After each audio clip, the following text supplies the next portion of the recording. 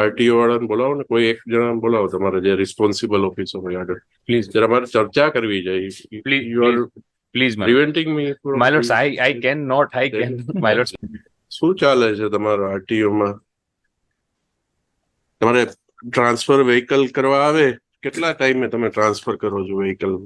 Ownership online કરે કોઈ application? 6 મહિના સુધી તમે ટ્રાન્સફર નથી કરતા?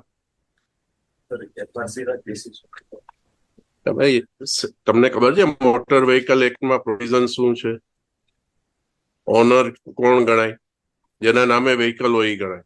આજ કોઈ માણસ વેચી દે પછી શું? તમે 6 મહિના સુધી ટ્રાન્સફર ન કરો ત્યાં સુધીમાં એક્સિડન્ટ થાય તો હુ ઇઝ રિસ્પોન્સિબલ? આરટીઓ. કેમ તમારે એટલે એમાં એજન્ટને રાખે અને તો જ થાય કામ, એવું છે તમારે? કેમ પબ્લિકને તકલીફ કેમ પડે છે? સેમ ડે તમારે ઓનલાઈન હોય છે, ઓનલાઈન અપડેટ કરો છો. 6 મહિના સુધી ટ્રાન્સફર નથી થતા તમારા વ્હીકલ.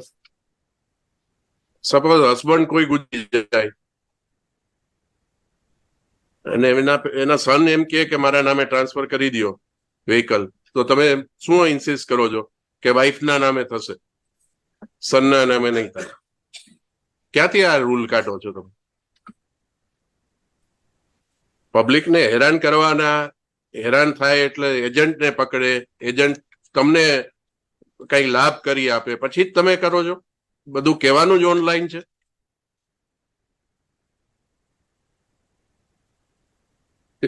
ફિટનેસ સર્ટિફિકેટમાં કેટલો ટાઈમ લો છો? ક્યારેય ચેક કરો છો રોડ ઉપર જઈને કે ફિટનેસ સર્ટિફિકેટ કેટલાનું છે? કેટલી રિક્ષાઓ અમદાવાદમાં ફરે છે જેમાં એના સર્ટિફિકેટ નથી, પરમિટ નથી? તમે બેસીને ખાલી એક એજન્ટ સાથે તમારું લાયઝન કરવાનું?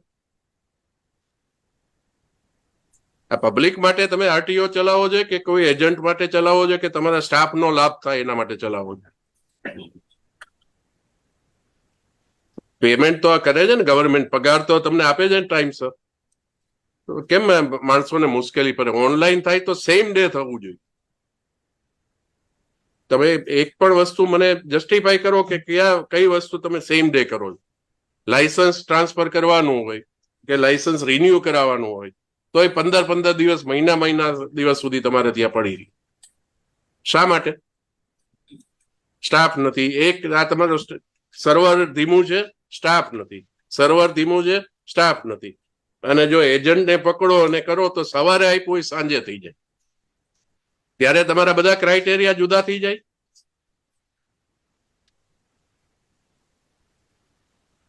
તમારે સુધારો કરવાનો હોય તો નહીતર અમારે ઓર્ડર, અમને આમાં ઓર્ડરમાં અમે લખવાના જ છીએ. આ તો બધું ચાલે જ નહીં. એકદમ અંધેર તંત્ર છે. તો તમને એવું છે કે પબ્લિકને જેટલા હેરાન કરો એટલા પૈસા, જે ડિપાર્ટમેન્ટને સત્તા આપી છે એને હેરાન કરો એટલા પૈસા વધારે આપણને મળે,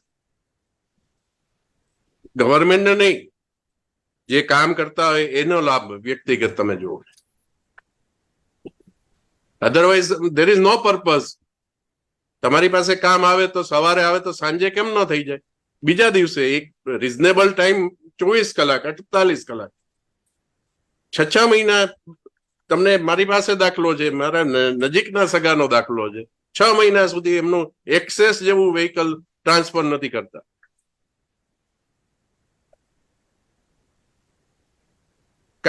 કઈક ગમે એવી ઇન્કવાયરી ઉભી કરશો કે પાન કાર્ડ નથી આપ્યું, આધાર કાર્ડ, તો તમે જયારે એક્સેપ્ટ કરો છો ત્યારે નથી ખબર પડતી?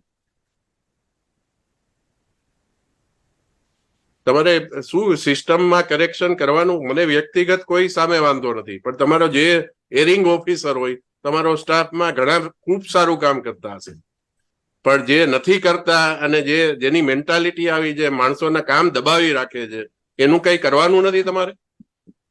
તમે તમે શું છો? તમારી પોઝિશન શું છે? આરટીઓ. તમારે ડ્રાઇવિંગ એટલી બૂમ છે કે તમારા ડ્રાઇવિંગ ઓલા ટ્રેક ટેસ્ટ છે એ બરોબર નથી કામ કરતા, તમારા લાયસન્સ ટાઈમસર નથી આવતા, માણસને પરમિટ નથી તમે ઈ ચેક કરતા.